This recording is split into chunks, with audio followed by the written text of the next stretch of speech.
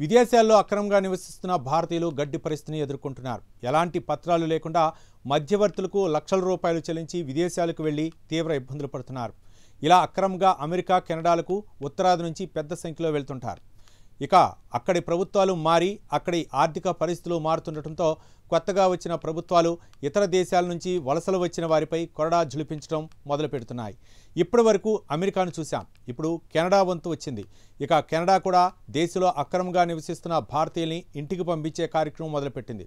ఆ వివరాలేంటో ఈ కథనంలో చూద్దాం.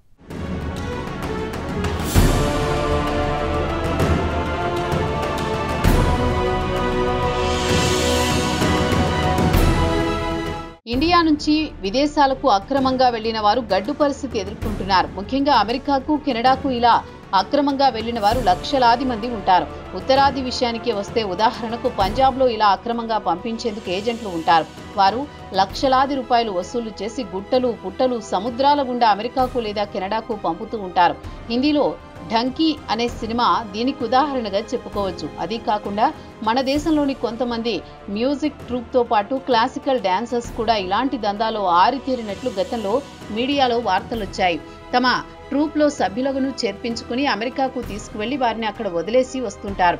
వారి నుంచి ఈ కళాకారులు భారీ మొత్తంలో వసూలు చేస్తారన్న ఆరోపణలు ఎదుర్కొన్నారు. పంజాబ్కు చెందిన గాయకుడు, అలాగే గుజరాత్కు చెందిన ప్రముఖ క్లాసికల్ డాన్సర్లు కూడా ఈ రొచ్చులో గతంలో ఇరుక్కుని అప్రతిష్ట మూటగట్టుకున్నారు.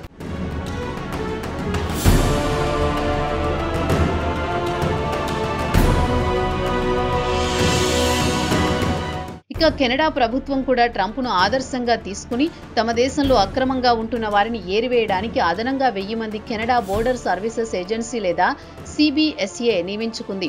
ఆర్టిఫిషియల్ ఇంటెలిజెన్స్ తో దేశంలో చట్ట వ్యతిరేకంగా అక్రమంగా నివసిస్తున్న వారిని పంపించే పనిలో పడ్డాయి. ఇక వీరి డ్యూటీ విషయానికి వస్తే వీరంతా ప్రధానంగా ఇండియన్స్ ను టార్గెట్ చేస్తున్నారు. వీసా మోసాలకు పాల్పడిన వారిని, చట్ట వ్యతిరేకంగా ఇక్కడ ఉద్యోగాలు చేస్తున్న వారిని గుర్తించి పంపించే పనిలో పడ్డారు. ఇదిలా ఉండగా కెనడాకు చెందిన ఇమిగ్రేషన్ అధికారులు దేశవ్యాప్తంగా ఎలాంటి పత్రాలు లేని భారతీయ కార్మికులను ఏరివేసే పనిలో పడింది. గతంలో ఎన్నడూ లేని విధంగా ఈ ఏడాది ఏరివేత కార్యక్రమాన్ని యుద్ధ ప్రాతిపదికన చేపట్టింది. ఇక ఈ అధికారులు కాల్గేరీలో కన్స్ట్రక్షన్ సైట్స్ నుంచి రెస్టారెంట్స్, వ్యవసాయ క్షేత్రాలపై పడ్డాయి. టొరంటో నుంచి వాన్కోవర్ వరకు భారత జాతీయుల కోసం అన్వేషించడం మొదలుపెట్టారు. అధికారులు ప్రధానంగా మాజీ స్టూడెంట్స్ లేదా వీసా గడువు ముగిసిన తర్వాత కూడా ఇక్కడ తాత్కాలిక పని చేస్తూ ఉంటారు. వారిపై కూడా పడ్డారు. గత ఆగస్టు నుంచి వారిని ఇండియాకు పంపించే కార్యక్రమం మొదలు పెట్టారు.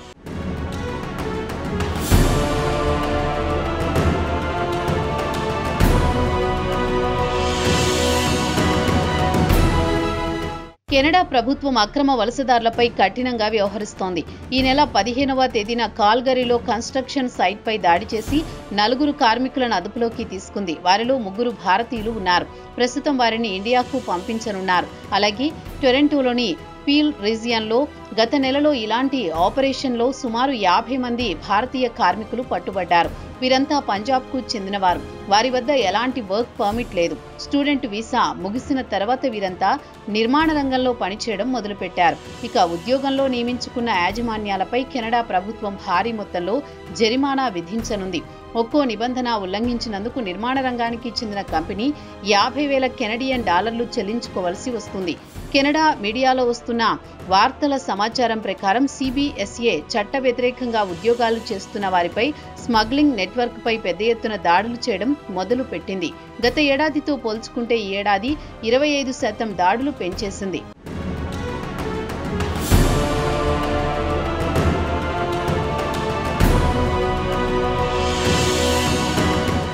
ఇక కొత్తగా రిక్రూట్ చేసుకున్న సుమారు 1000 మంది CBSA అధికారులతో ఆర్టిఫిషియల్ ఇంటెలిజెన్స్ టూల్స్ ద్వారా హై రిస్క్ కేసులను గుర్తించే పనిలో పడ్డాయి. అలాగే ఎలాంటి అధికారిక పత్రాలు లేని వారిని గుర్తించి వారిని దేశం నుంచి పంపించడం, అలాగే మానవ వనరుల స్మగ్లింగ్ నెట్వర్క్ ను విచ్ఛిన్నం చేయడం లాంటి వాటిపై ఫోకస్ పెడుతున్నాయి. ఈ CBSA 2025-26 కోసం ఒక జాబితాను సిద్ధం చేసుకుంది. వీసా గడువు దాటిపోయినా ఇంకా దేశంలో ఉన్న వారిని గుర్తించడం, క్రిమినల్ రికార్డ్స్ పరిశీలించడం, శరణార్థుల ముసుగులో దేశంలోకి వచ్చి శరణార్థి హోదా దక్కని వారిపై ఫోకస్ పెడుతోంది. అయితే సిబిఎస్ఏ దాడుల్లో అత్యధికంగా పట్టుబడుతోంది మాత్రం భారతీయులే అని తెలిసింది. అధికారిక గణాంకాల ప్రకారం చూస్తే మెక్సికో తర్వాత ఇండియన్స్ అత్యధికంగా అక్రమంగా ఉంటున్నట్టు రికార్డులు చెబుతున్నాయి. గత ఏడాది ఏప్రిల్ నుంచి ఈ ఏడాది ఆగస్టు వరకు సుమారు 2209 మందిని ఇండియాకు బలవంతంగా పంపించింది. వీరిలో చాలా మంది వీసా గడువు ముగిసినా ఓవర్ స్టే చేసేవారిని, అలాగే శరణార్థి హోదా కోసం దరఖాస్తు చేసినా అక్కడ ప్రభుత్వం నిరాకరించిన వారిని తిరిగి ఇండియాకు పంపించేసింది.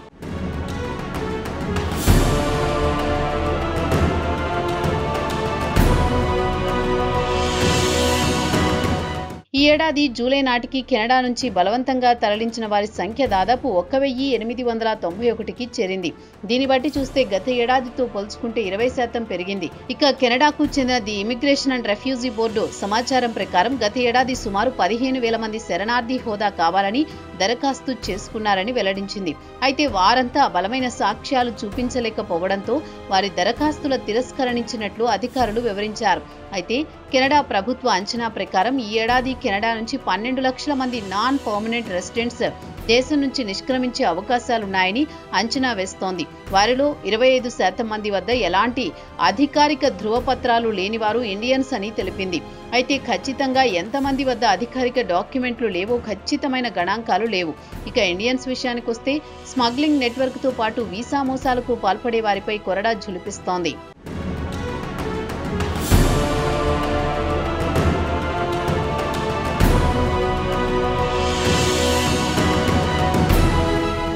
ఇక కెనడా అధికారుల విచారణలో విస్తుపోయే అంశాలు వెలుగు చూశాయి. టిక్ టాక్ ఆన్లైన్ అడ్వర్టైజ్మెంట్ ద్వారా భారతీయులను అమెరికా కెనడా సరిహద్దు దాటిస్తామని పెద్ద ఎత్తున ప్రచారాలు చేస్తున్నాయి. ఈ ఏడాది ప్రథమార్థంలో సుమారు 1000 మంది క్యూబెక్ వద్ద పట్టుబడ్డారు. ఇదిలా ఉండగా గత నెల సెప్టెంబర్లో కెనడా అధికారులు పెనిల్ పటేల్ అనే వ్యక్తిని అరెస్ట్ చేశారు. ఇతను మానవ అక్రమ రవాణా రింగ్ లీడర్ అని చెబుతున్నారు. 2022లో ఇండియాకు చెందిన ఒక గుజరాతీ కుటుంబం మణిటోబాలో ఎమర్సన్ అనే ఏరియాలో మంచుకు గడ్డకట్టి చనిపోయిన హృదయ విదారక ఘటన చాలా మందికి తెలిసే ఉంటుంది.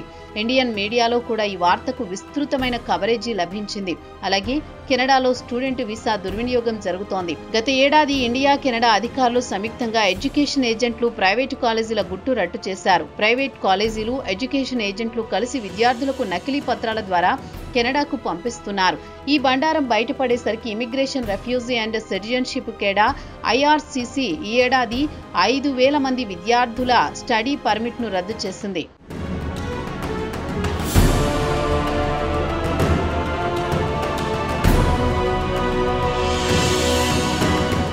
ఇక విచారణలో తేలిందేమంటే ఎలాంటి అధికారిక పత్రాలు లేని భారతీయ కార్మికులను ఇక్కడి నిర్మాణ రంగానికి చెందిన కంపెనీలు చట్టంలోని లొసుగులను అడ్డుపెట్టుకుని దుర్వినియోగం చేస్తున్నాయని ఇటీవల కెనడా ప్రభుత్వం ఒక నివేదికలో వివరించింది.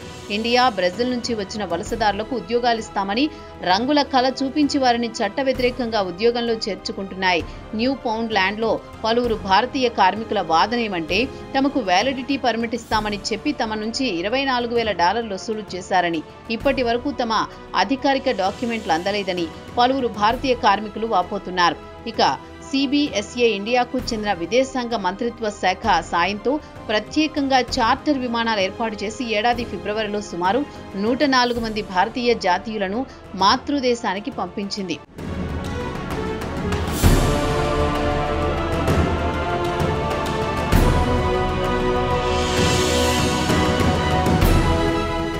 ఇక ఒక అంచనా ప్రకారం కెనడాలో ఎలాంటి అధికారిక పత్రాలు లేని వారు సుమారు 50,000 నుంచి 1,00,000 మంది వరకు ఉండొచ్చని చెబుతున్నారు అధికారులు.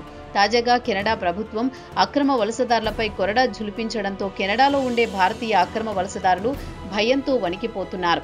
కమ్యూనిటీ ఆర్గనైజేషన్ సమాచారం ప్రకారం ఇంటర్నేషనల్ స్టూడెంట్స్ వీసాలు ముగిసి వారంతా ఇక్కడ తాత్కాలిక ఉద్యోగాలు చేస్తున్న వారి గుండెల్లో రైళ్లు పరిగెడుతున్నాయని చెబుతున్నారు. కెనడా ప్రభుత్వం అక్రమ వలసదారులను వారి వారి దేశాలకు పంపించాలని అదనంగా సిబిఎస్ఈ అధికారులను నియమించడం, వారంతా అత్యాధునిక సర్వేలెన్స్ టూల్స్ తో రంగంలోకి దిగడం, ముఖ్యంగా ఎలాంటి పత్రాలు లేని వారిని టార్గెట్ చేయడంతో ప్రధానంగా ఇండియన్స్ కు కంటి మీద కునుకు లేకుండా పోయింది. మొత్తానికి ఏడాది కెనడాలో నివసించే అక్రమ వలసదారులకు మాత్రం గడ్డు కాలమే అని చెబుతున్నారు ఇమిగ్రెంట్ ఎక్స్పర్ట్స్.